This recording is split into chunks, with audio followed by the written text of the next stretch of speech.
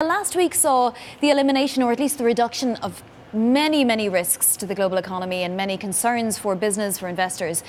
Are we now, though, in danger of peak optimism, given that we're at records all over the place? I think we are in danger of peak optimism because we do not have a phase one trade deal signed. And there's still some things that can go wrong. We also don't have as much clarity on Brexit.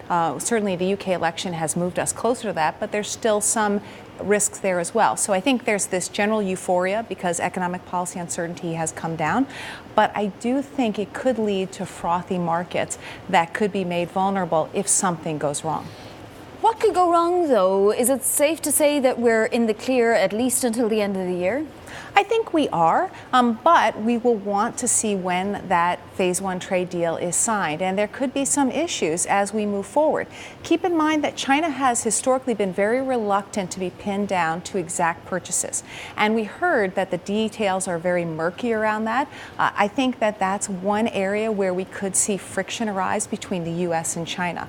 We also have China very focused on a rollback of existing tariffs, and so if they don't see the results that they want to see with that, if the U.S. is reluctant to give back more in the way of tariffs, then that could be problematic as well for getting a deal signed. What are businesses saying? You speak, I'm sure, to many COOs, CFOs, CEOs. Are they saying that now the coast is clear to make some investment, or is there still the stall button on?